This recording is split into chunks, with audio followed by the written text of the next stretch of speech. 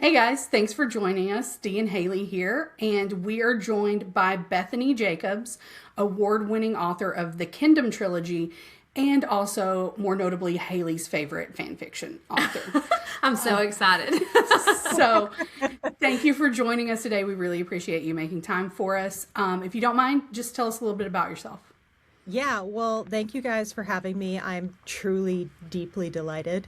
I'm a writer of fan fiction who has also had written a lot of fan fiction in a couple of different fandoms. I'm most known for my Carol fan fiction, which is deeply important to me. I live in Buffalo, New York with my wife. I have had a strange route towards publishing, and that I was a college instructor for about 10 years, and I've worked in education technology and construction, and I've just been all over the country, all over everything, and it's in the past 3 years that I've started publishing. And it's just been a delight, and I want to keep doing it forever. And I want to keep writing smutty fic. Yes. Smutty, Please deeply please emotional. never stop that. Yeah. Never I stop don't that. want to ever stop doing that.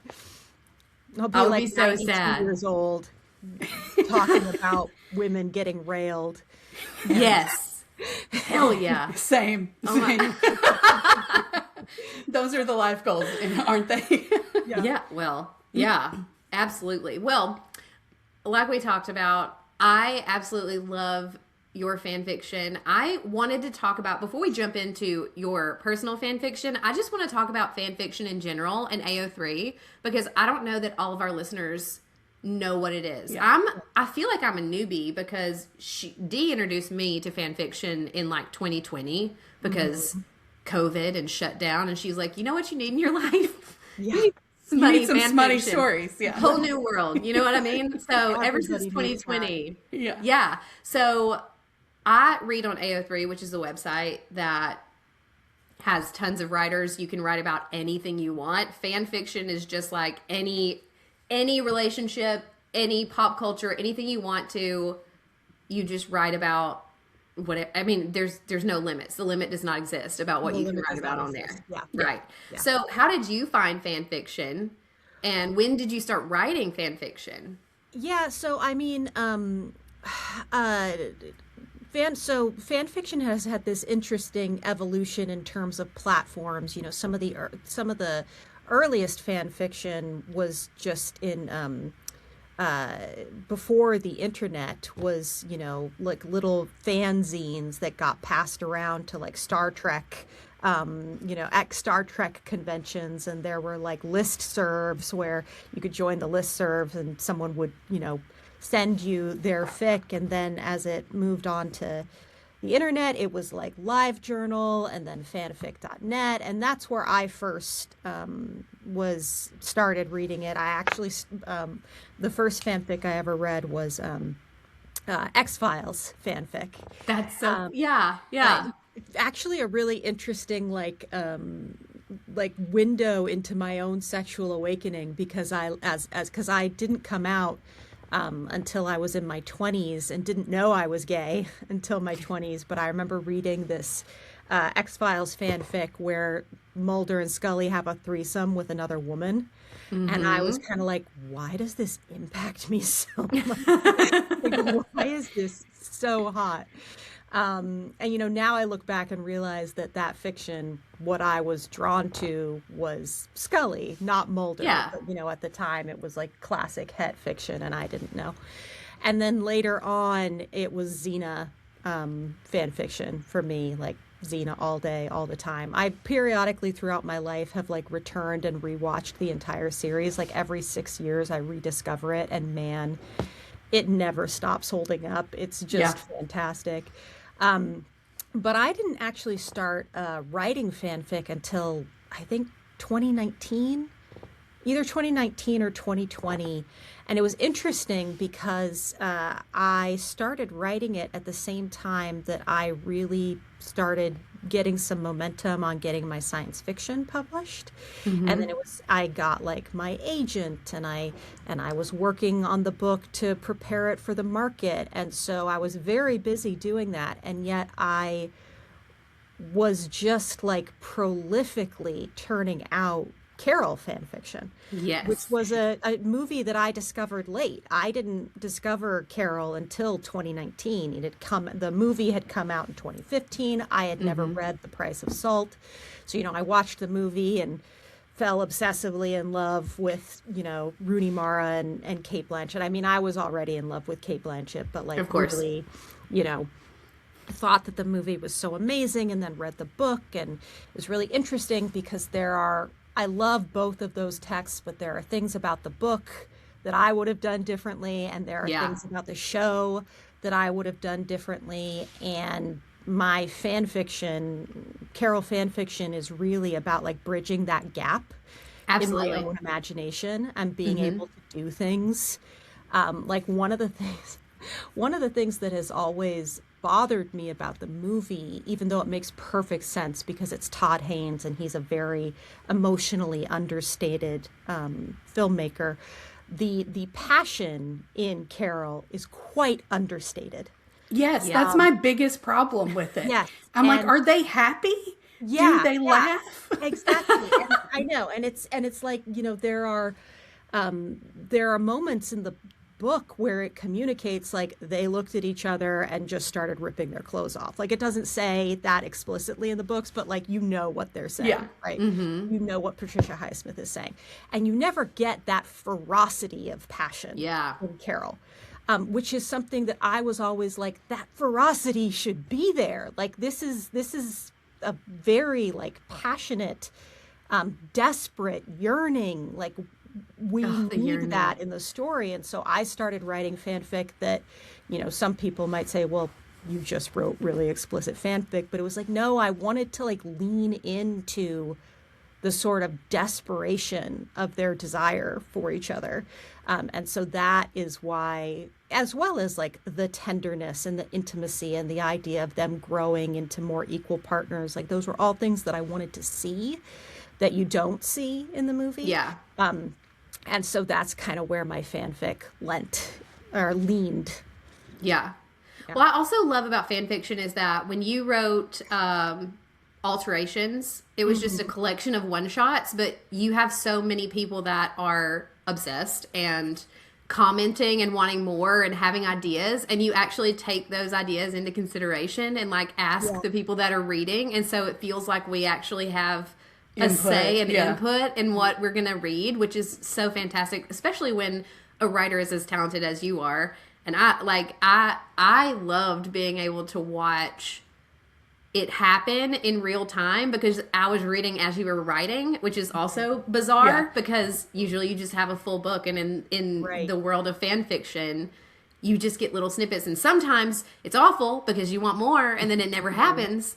But you always brought it all the way to the top. So well, it's bravo. Like I definitely started writing fanfic. I'd never written fanfic before, and I definitely was doing it for me out of my own creative need, but I quickly fell so deeply in love with the fandom. My readers were so kind and so generous and so enthusiastic. And at the time I was writing, in my notes, I was also keeping people updated on my publishing journey, and everyone was supporting me. And, I think the thing about fandom is that it really, in a way that isn't even isn't always true for like published novels, it's about community. Like, fandom is very much about people and their relationship to each other and finding intimacy and trust and, naughtiness and love together.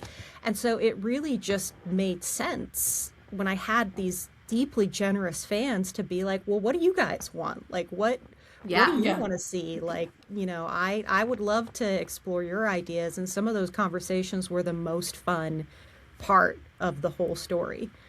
Yeah, I think for me, I really found my first queer community through fan fiction. Absolutely. I grew up in a very small town, and every time I would go to a bookstore, I would look for some sort of representation, and there never was one at that time. And the first time I ever saw or was able to read something that I felt represented in, I found Buffy the Vampire Slayer fan fiction.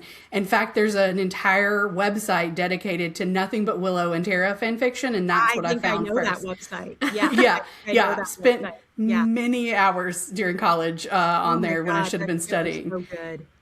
And they did us dirty with those two women, but that's the amazing thing about fanfic, right? Is that you can like rewrite the story. And I think that's the biggest draw too for anyone to create it or read it is you feel like it could have been done differently, or it was you were wronged in some way, and that's things the great were left thing. Unsaid. Yeah, that's the great thing about fan fiction is it can be whatever you want. We were talking earlier about how AU alternate universe is one of my favorite things. I don't care how fantastical and magical the world that these characters were originally created in.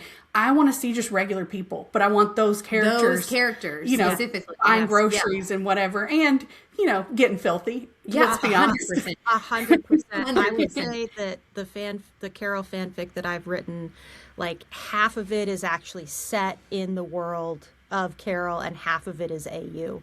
And I think that it's funny because there are some stories that I don't think lend themselves as well to AU. Like I couldn't do Xena AU fanfic. For me, it's so in its own universe that it doesn't make sense to me. But the characters are so ingrained in that universe, taking them out would take away most of what they are. I feel like exactly. And Carol, there's something about the story that is so universal that it translates brilliantly into any context. And so that's what I absolutely loved about it. And most of my multi-chapters are actually AUs. And they were the most fun to write. I loved it. Yeah, it was fantastic. Speaking of AUs, I am in the middle of reading Nevermind Our Wicked Ways again, and I forgot how absolutely fan-fucking-tastic it is. I told Dee, I was like, don't read it anywhere that you're in public. She sent it to me. She's like, disclaimer on this one. Just like, because I'm the one that's reading the smut on the treadmill in the middle of Planet Fitness at 5 a.m. in the morning. And so she was like, maybe don't do that. Yeah, like pump the brakes on that one. Like this is a bedtime, like really get into it, read. Yeah. But that's like, I love seeing different characteristics in Carol and Therese in alternate universe because like Therese in the film and Therese in the book. I mean, Therese in the book is weird. We've talked about this before. She's so strange. She wants to die in a tunnel with Carol. Like that's how weird she is. Like just like desperately strange. Which I mean, we can all agree that we have been desperately strange over at least one woman in our life. I mean, I feel like maybe it's just me. We can agree, right? No, we can agree. Okay. We've all felt that. We've all been that like desperately in love puppy of a girl over a woman. But I feel like when it translated to film, Rooney Mara played her very like stoic, and so we lost some of the weird, but we never gained any more anything else, like emotion. I guess like it was kind of a 2D kind of portrayal for me of Therese, which. We've had arguments about this. Not arguments, but disagreements about this. Yeah.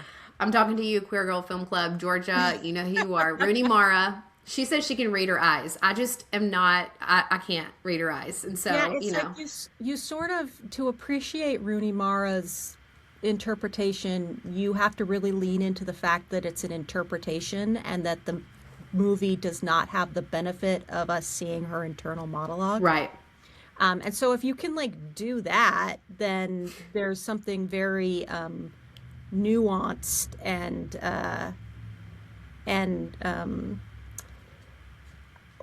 I like how Rooney is so like she's like a secret top in Carol. Yes. And this is the thing that I love about the dynamic of Carol and Therese in both texts is that like Carol is the top, right? She is this gorgeous, broad-shouldered, woman more who- experienced. she's the one who, if there's a strap on, Carol's going to be wearing it. But is that really true? Because Therese is the one who wants to link arms with her while they're walking through town. And Therese is the one who doesn't experience any kind of terror when she realizes that she's in love with Carol. She's just sort of like, I'm in love with Carol, end of story. Therese is more fearlessly out than Carol is, even if they can't be out publicly. Carol is much more afraid of exposure than Therese is. And you see that in these moments in Therese's performance that are really quite delightful, but it's true. Like I think this is partly Todd Haynes's direction and the screenplay. Like, it's a very understated performance from her, which can seem at odds with how fucking crazy she is in the book. Yeah, because like you said, you don't get her internal monologue. You don't get that in the film. Yeah. If you haven't read the book, because you watched the movie before you read the book. I watched the movie, then I read the book, and then I watched the movie again. Right. Yeah. She hated the book. Girl, I was not a fan. I was not a fan of either of them, honestly. Really? The book was, I have since grown a little bit more in my fondness for it. And I'm brainwashing her slowly. slowly but surely. I will say the fan fiction has helped a little bit with my affinity for them. But I think what frustrated me about the book was it's a little bit more prominent in the book than the movie, but I still didn't read it outright as much as I wanted. And that was their affection for each other. It all felt very just like almost cold in a way. There were moments of breakthrough, but once I watched the movie, then went back and read the book and then watched the movie again, you start picking up on those nuances, like you said, that are kind of breaking through, because obviously in a movie adaptation, they can't put everything in. Right. I wanted to see this scene where she goes to her coworker's house and has to like try on the dress. The inner monologue for that part was bananas. Bananas. So Also, you have to look at the book and when it was written. I mean, Patricia Highsmith was writing this in the 50s. Oh, it's and so I feel like she couldn't go full on smut in the 50s. Yeah, and I mean, she was already like writing, towing the line. This is also Patricia Highsmith herself and her style. Like, she's a psychological thriller writer. You know, this isn't the first time. Like, the Ripley books are very much about a closeted gay man, and it's not even subtle. Like, he's clearly gay, but there's not explicitness, and part of her being like a psychological thriller writer is that her books are intensely psychological to the extent that you spend more time in people's heads than their bodies. Right. And so you're not really going to get the same kind of passionate physical sex scenes that you might expect from standard, queer yearning texts. Right. But yeah, it's and I think she originally published it under the name Claire Morgan. Like, she published it under a different name because she was established as a she didn't want to be relabeled. Yeah, exactly. And it would have potentially destroyed her career if she had published it under her own name. But But yeah, I think it's totally normal to like love the fanfic more than the source material. Yeah, like, I think my common dynamic. Yeah. My love for the book is because I wrote my capstone project on it in college and argued the intrusion of man. And so I feel very passionate about reading it through a queer lens. And I was like, read it like an academic book. Like, format it as like, like study it. You don't have to just love it. And she's like, okay, I'll try. I did. I mean, I did. Tried. And it was great. I mean, I appreciate it for what it stands for in queer literature. Yeah, it's for sure. it's a huge milestone in queer literature. Also, I do think it does read, now that you mentioned it, I'd never really kind of considered it reading like a psychological thriller in a way, and that you do spend more time in people's heads. I mean, Therese is essentially stalking Carol. Even when they're together and traveling, she's stalking Carol. Like, if you think about her other work, it's like she's exploring the same dynamics of obsession that you see in a text like Strangers on a Train. Like it's definitely Patricia Highsmith, but like Yeah. I know a lot of people in the Carol fandom who don't like the book, and Yeah. it's okay. Yeah. And I know people who don't like the movie, and I know people who don't like either. They only like the fan fiction. Yeah. And so, I think that's just like a normal part of, this is the way that fanfic becomes original fiction. It becomes its own thing. Like a great example of this is that I really like Devil Wears Prada, Miranda and Andy fanfic. Yeah. But when I look at the text, I don't see it at all. Like when I look at the actual film, the idea of Meryl Streep's character and Anne Hathaway's character having this like secret yearning for each other, I don't see it. I don't think it's there. It doesn't resonate for me. I don't go back to that film and like obsessively look for signs of a romance between them because I don't believe it. But in the fanfic, which becomes its own thing, I believe it, because they are different people in the fanfic than they are in the film. And and I think that happens to a lot of people all the time. Yeah.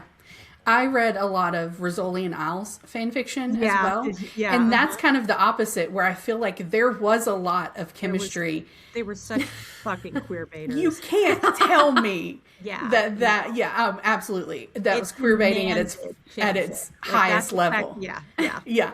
And so I read the fan fiction to give me where it fell short, like the rest of the story. But yeah, with the Devil Wears Prada, I've never picked up on anything in the movie that even led me there. But the fan fiction, like you said, is wonderful for that as well. There's so much really good fanfic. And because the sequel is coming out now, there's going to be even more fanfic. Oh yeah, I can't wait. Like, this is great.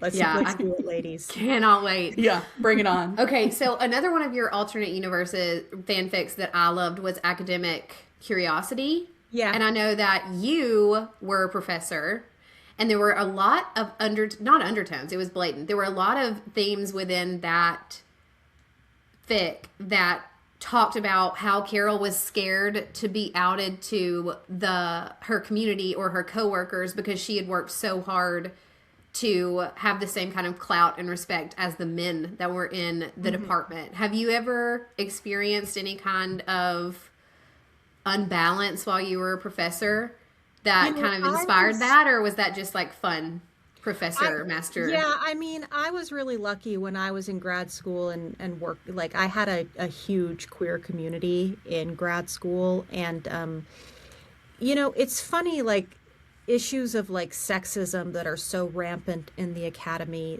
I am actually incredibly privileged in that I don't experience a ton of sexism on a granular scale because I have a very masculine energy, and men engage with me as if I was a man.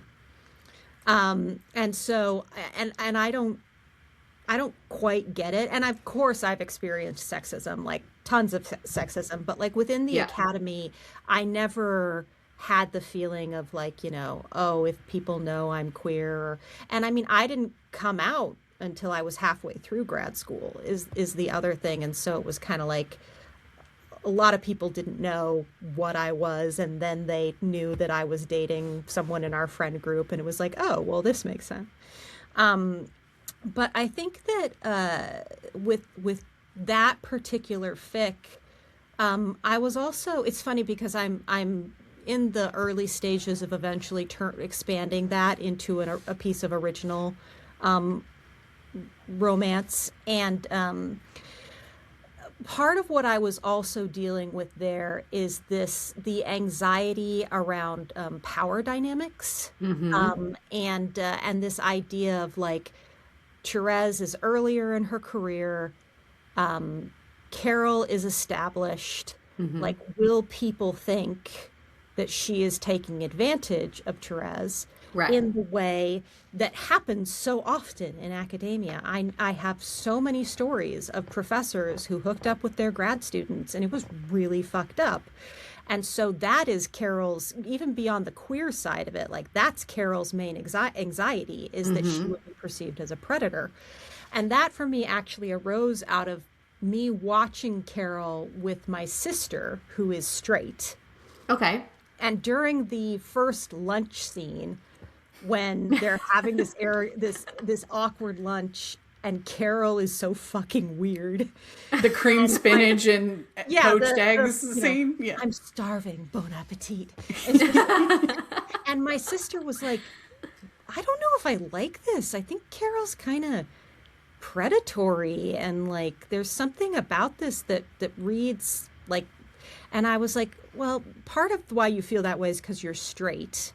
And what you don't see is that what's happening here is Carol is trying to suss out whether Therese is like her. This is an age-old thing that women love, women who are queer women and lesbians, that we do is we engage in a kind of code switching where we try to see, do you speak this language? Because if you speak this language, I'm a jump you. And there's like things you have to tick off, like look at her fingernails and exactly, look at like what is she wearing, and like I'm seeing what you respond. Have you heard of the film Carol? Like, you know, yeah, there you go. And so and that just sort of inspired me to think about, like, you know, what if Carol was actually concerned about being perceived as predatory towards Therese? But, you know, in academic curiosity, I wasn't looking to go too deep or profound. And so I Oh, intentionally wrote Therese as like very self-possessed, very much in control. Nobody is going to take advantage of Therese in that story. Like, she I loved that power too from the beginning. But Carol still experiences this anxiety. So yeah, I mean, whenever you do age gap, there's this element of the power structure, and how are you gonna, how are you gonna deal with that? A lot of people are really turned on by the idea of like someone being taken advantage of by someone who's more powerful than them. I'm not. I don't think that's hot. I think it is hot to imagine the tension of two people negotiating that. Right. And I think it's hot to have the person who is presumed to have less power actually assert power over someone who's used to being in charge. Like, to me, that's sexy. So those were some of the things that were going into my thinking with that story. Yeah, for sure. So you did mention that you were thinking about publishing some of your fan fiction as like standalone fiction. Yeah. Tell us a little bit about that, because I'm ready for it. Yeah. So, I mean, I wrote the story. One of my first multi-chapter fics is a story called A Misunderstanding, which is set in the 1950s and sort of imagines that Carol and Therese didn't meet when they did, that they meet after Therese has come out and after Carol is divorced.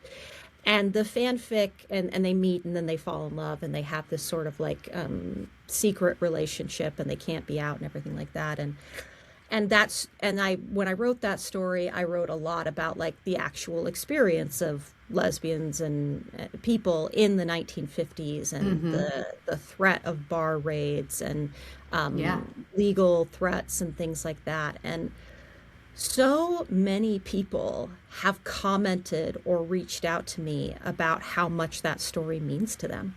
Like, how much actually digging into lesbian history, like especially for young queer women, how it inspires them and encourages them to be like, oh, look what our ancestors did. Yeah. And so I was kind of like, I bet if this was like a novel, like, yeah, people would know that it was like Carol fanfic, but like I bet people would, I bet this would mean something to other readers. Yeah, and absolutely. And then I have about 3 other multi-chapter fics that are AUs, contemporary AUs.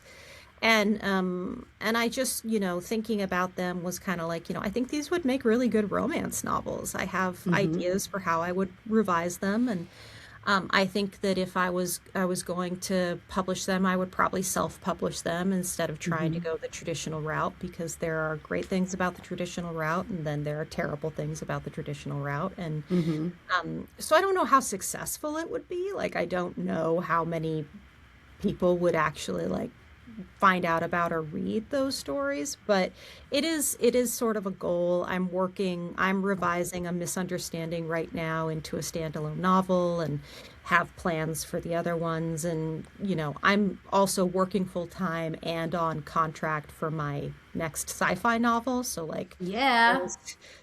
I don't know how I would possibly have time to do all of these things, but it's an ambition. Sleep is underrated, honestly. Who needs it? Yeah. I love the idea of using AO3 as a platform to workshop writing ideas in general. Like, I feel like when I started reading AO3, we also write. And so I have written just like a couple of chapters just to like put my toe in the water, I guess, to see how I would feel about it. Yeah. And I feel like it's a really fantastic place to get feedback quickly from people that you don't know. If you don't have like, ARC readers, beta readers, whatever, anybody that you know around you, if you don't have that, then I feel like AO3 is a really fantastic platform, or other places that you read. I don't know other places. If you do, shout them out. But AO3 is where I go. So yeah, I mean, AO3 is the main place. And yeah, the thing that's so great about AO3 is that while there are fandoms on AO3 that are incredibly toxic, for the most part, the communities that you will meet on AO3 are the most enthusiastic, excited, encouraging people. Yeah. Like, a story that is horribly written, readers will come on and be like, keep going. Like, You're I doing love so the great. art. Yeah. Don't stop. And like, that's the thing that writers and aspiring writers need to understand, is like, the first thing you write is going to be horrible. It's going to be terribly written. That's okay. Keep writing. Write again. Like, fail better. Like, and that's what I love about AO3, is that like, it doesn't matter if you're a skilled writer. You can hone your craft in that space. And that kind of workshop space is incredibly special, and we don't have its equal in anywhere else, I don't think. In terms of being accessible to just everyone, typical like writing workshops or MFAs and things like that, they're incredibly gate kept. The average person can't do that. I didn't do that. But AO3 is a place where anybody can go and do this and write and exercise their creativity, and that's just incredibly beautiful. Yeah, I think that that's a great way for people to get the confidence to keep going and to start writing other things other than fan fiction. So I have a friend who, she started out writing Carol fanfic, and she went on to write a biography about her parents being immigrants in the US, and she just self-published it a couple months ago. That's amazing. So it can be a great staging ground for writers who want to keep going. I am quite intrigued because you do have, this sci-fi trilogy out there, which is amazing.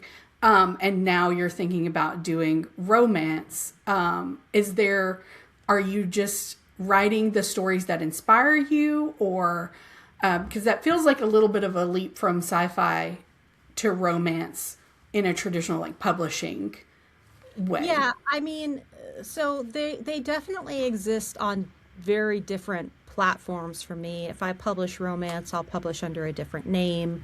It's important to me to keep those audiences separate, because I would not want a reader going to my work expecting one thing to suddenly, like, I could have readers who, they don't like romance, or they're asexual, or they find smut distressing. But they love my sci-fi, right? I would not want them to be like, oh, she wrote this other book, I'm going to go read that, and be like, this is not what I wanted. So it's important, even though would be a lot of crossover in my fans, it's important to me to keep those spaces separate. However, I will say that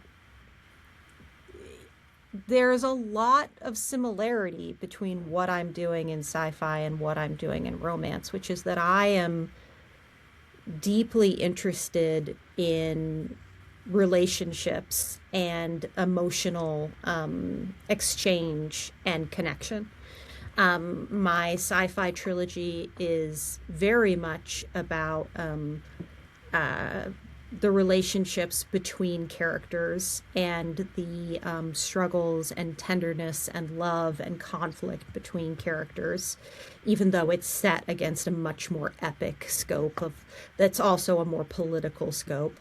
But my fanfic, as explicit and smutty as it is also like it's very romantic and tender and wonderful. Very tender. And I really strongly believe, people who are sort of like, oh, smut. It's like smut can be deeply romantic. Like explicit sexual exchange is not just automatically dirty. It can be deeply emotionally powerful, and subversive and life breathing. And so in both genres, I'm kind of like Patricia Highsmith. I'm a very psychological writer. I'm very invested in what characters are thinking and feeling and how they process their relationships. And so even though the two are very different from each other, I'm still the same writer, regardless of the genre that I'm in. Yeah. And I think that shows too in your sci-fi work is the characters are complex. There's so much to them. Have you read my sci-fi work? I've read some of it. So okay, I'm working my way through the first one right now. Okay, and right. I am, the characters are just like, I'm so glad. Yeah. You just want to, I don't know how to describe it. Like there's just so much to them, that, I can see that being able to carry over regardless of what genre that you're and writing. I tend to write like really like tormented characters. Love that. Yeah, which I personally love. Love it. Yeah, I love that. So whether it's sci-fi or romance, there's a lot of like yearning and angst, and it's the best part. I want smut, but I don't want fluff. Like I still want the big complex characters. Like, I can, if you want to have a fluffy moment in like the epilogue, that's great. But like, give me the tortured stumble towards equilibrium and happiness. Yeah. What's their trauma? Yeah, exactly. Who hurt them? Yeah. I think true. Also I mainly read fantasy. I read a lot of different things, and I read romance, I read fantasy, and I read science fiction. And so that's why when we scheduled this interview, I was like, wait a minute, I got to find this other stuff too. Yeah. And I'm always intrigued, by authors who can write such complex worlds and create them, because I, as a writer, I don't think that that's a gift that I have. I tend to write more just contemporary fiction. And so I'm always inspired and kind of in awe of writers who can create these worlds over multiple books. And so how does your writing process work? Do you create settings? Are you coming up with plot lines? Do you create characters and then write stories around them? And does that work both ways for, the sci-fi and the non-sci-fi work? Yeah, so I mean, one thing I'll say about the romance is part of why writing it has been, and writing the fanfic has been actually much easier, is because the world building is pre-built for me. The context, the character, like it's all already there. I don't have to do that labor, so I can just have fun, right? World building from scratch for a series like the Kindom Trilogy is very rewarding and very complicated, and requires a lot of mental resilience. So I've been writing since I was 7 years old. The first book I wrote was actually fan fiction, as it was based on the Chronicles of Narnia. Like I wrote a Narnia book. I love The that. first poem that I wrote was a formal copy of "Stopping by Woods in a Snowy Evening" by Robert Frost. Like my earliest writing was responding to other people's writing and like going into those worlds. But the many books that I've written over the years I've done my own world building for them, and it's everything that you were just saying. It's like complex character charts, timelines, encyclopedic entries about the cultures and the countries and the planets and the how commerce works and how energy works. Very, very detailed plot outlines that I'm just constantly writing from and rewriting and revising. So there's a lot of pre-writing that goes into what I write, and then I'm a writer who is constantly revising throughout the process. So that work of world building is constantly like evolving. Like I was working on my next novel last night, and I suddenly had this revelation about something that I was going to do, and this something was related to world building. Something I wanted to insert into the world I was working in, and it was like, this is perfect, this is awesome, and now I have this new facet of my world that I didn't have. I love that. Right. And so that's like, it's in many ways, it's the most fun part for me. Because especially when it's a trilogy like mine, which is this kind of like a science fantasy, there's just no rules. I can do whatever the fuck I want. Like, it's not our world. It's not set on Earth. It's not set in our timeline. Like, I can do whatever I want. And that is incredibly freeing. Yeah.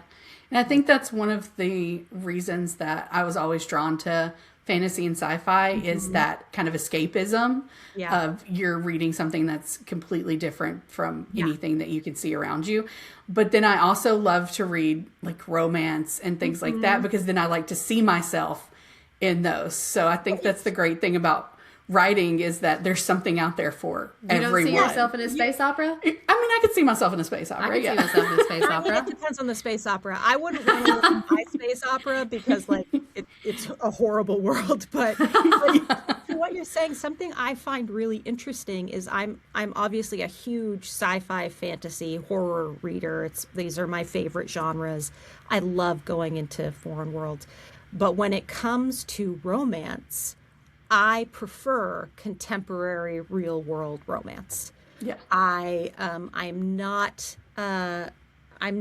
drawn as much to like fantasy romance or sci-fi romance, although I have a friend who wrote a sci-fi sapphic rom-com that's like one of the best books I've read in ever. Rebecca Fremow. It's called Lady Eve's Last Con. Love it. It's amazing. Now. Yeah. But yeah, when it comes to like the romance that I read, I want contemporary real world. Yeah. Yeah. Well, I mean, like fantasy and sci-fi, there's the stakes are always so much higher. I mean, like the world is exploding, or like the fairy king is going to stab you in the throat. I don't know, like all kinds of crazy stuff. And then contemporary romance, you're just like, oh no, we missed each other. Fate wasn't on our side this time. Yes or not. And it's like, oh, like, she brushed my hand. Exactly. They're going to end up together. Like there's something so you need those about that formula. Yeah. Right? And so, whereas, with these like more epic adventure stories, like as far as you know, half these people are going to die. And so you never know. Yeah, and I just read one not long ago that had been on my TBR for a long time, and it was, this, sapphic fantasy novel. So I just assumed at the end they would get together, and the end of the book came, and that didn't happen. And I was like, I don't know if I feel cheated or not. Like, I loved this book, but also what happened? Yeah. Oh, I know. If they don't get together at the end of the romance, then I am like, just flip the table. Where's the payoff? Come on. Yeah, exactly. I want that payoff. Yeah. Which I think was one of the great things about Carol, is it was very influential in that it had a happy ending. It was the first or the Price of Salt, obviously the book. Yeah, because one with a happy ending. Yeah. Yeah. So I think that's one thing that I really do appreciate about that book, of it being such a groundbreaking novel. What's so beautiful about the book, and the movie actually captures it really well, is it doesn't just have a happy ending. It has an ending which is about possibility. Yes. Something that lesbians historically were not able to even imagine was the possibility of happiness. Yeah. So when that book and that movie ends, not with them like kissing and being like, I love you, let's move in together, but with like them seeing each other across a restaurant. Like what that moment is about is that the world is opening up with possibility for them. And that's deeply profound within the context of LGBT experience, particularly in the past couple centuries.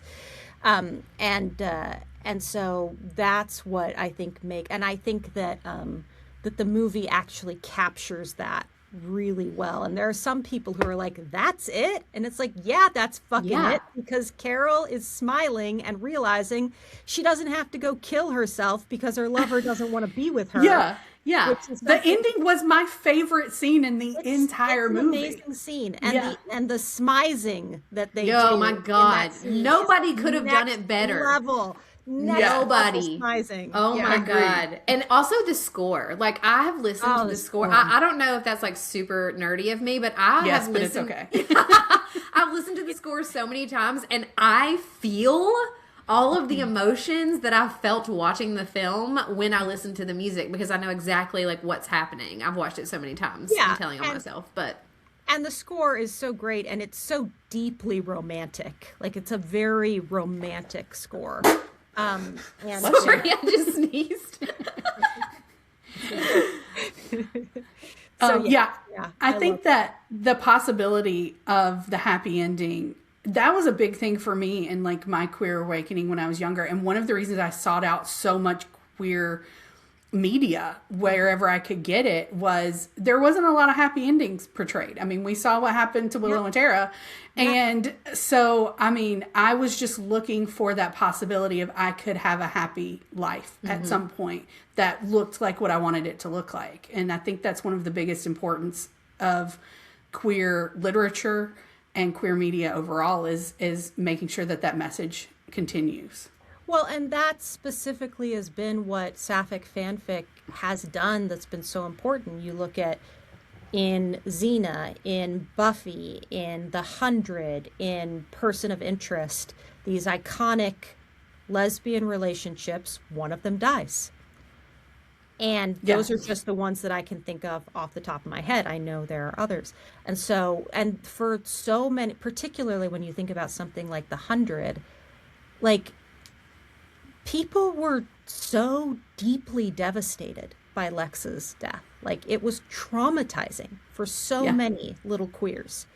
And that is what fanfic has done, is like created a place to heal from that trauma of always seeing your love story end in tragedy. And that's what I find so powerful about fanfic, and it's similar in fanfic that, like we were talking about with Devil Wears Prada, where in the actual text they don't get together, and in fact there may be like no sign that they would ever get together, but in the fanfic you can take that story that those characters that resonated for you and imagine another queer possibility for yourself, and that 100%. And that's been, so important to so many people. It's like, I'm so proud to be a fanfic writer. Like, I'm so proud to be a part of the AO3 community. I donate to AO3 2 times a year. Like, I'm not remotely embarrassed to be a part of this, because I think it is like one of the most beautiful and important things that queer people have going for us. In the world. Yeah. I mean, like I said before, it was one of the most influential things for me in my queer journey of coming out and discovering fan fiction at a time where I didn't see myself anywhere else. And so I Yeah. think that that's great. I also agree. Lexa's death, there were a lot of unnecessary deaths to queer characters. Lexa's was one of the most unnecessary, in my opinion. That was, This is what happens when straight male showrunners don't understand what they've got. And that's Yep. what we saw over and over again was the straight male fandom they could have had throughout the rest Oh of my that, God. Oh my God. that show Yeah. would have been a force worth reckoning. Like, it would have been just like crazy because the backlash they got over it was like, Yeah. yeah. The show never fully recovered from that. No. I don't know how much I watched after that, honestly. I've never finished the I series think because I watched the third season, and it was. Wait, did she die in the third season or the second? No, she dies in the second season. yeah, I think so. Spoiler Yeah. alert. That's okay. We That's spoil a everything thing. on the It's a podcast. disclaimer for us anyway. I watched the third season, and it was actually pretty good. And then it like quickly just kind of went. But it Devolved, yeah. That's what happens with so many shows where they don't. You want to get back to the question of world building when showrunners don't know how long their story is, and so they don't actually plan the long arc of their story. So many Yeah. shows have been destroyed by that. I think The 100 is an example. I think Battlestar Galactica is an example. Where and this is the downside of serial television, but every once in a while they get it right. They get it right, yeah. Yeah. I will say that I've said it on here before, I'm pretty sure, and I will stand on this soapbox for the rest of my life, that Dana Scully is one of the most like gay awakening characters in for existence. Oh my Absolutely. I I know had Gillian Anderson. Gillian is a Anderson gay is awakening person. 100%. my goal in life is to die in a sandwich between Gillian Anderson and Kate Winslet. If I get to pick how I go, that's how I want to go. Yeah, Kate Winslet's my gay awakening in Titanic. That was mine. I was like, wow, boobs. Yeah. She hasn't But done yeah. enough for the gays though. Like she should have done much more queer content in her. That's Yeah. so true. Yeah. I mean, there's still time. There's still There time. is Kate still Winslet, time. if you're listening to She's getting this, better. do more queer films. Fine. Also, if Lauren, Kate that Winslet is listening to this, let us know. If you're listening, Kate, of course she is. Give the lesbians what they want. Give them what they Or want. Kate Winslet. Yeah, Kate both of Blanchett, them either together. one. Why don't they just do it together? The Kates, yeah. Blanchett is the straight who keeps on giving. She has. She just She keeps is. giving the lesbians what they want. The strength that keeps on giving. The strength that keeps on giving. Yeah. Oh man, yeah. Well, this has been so much fun. Thank you so Thank you much. so Great. much for chatting with us. If anybody wants to check out Bethany Jacobs AO3 fan fiction, her handle is Indoorbutch. It's all fantastic. It's my favorite, and it's my first taste of fan fiction, and I'll never turn back. Thank Also, you so much, guys. The Kindom Trilogy, if you're into sci-fi, sounds Check it out. fantastic. Yeah. and sapphic sci-fi. I will throw that. out Sapphic there. sci-fi. Yes. So There's definitely check sapphic. it out. Yes, definitely check it out because the gays are in there too. Love it. Yeah.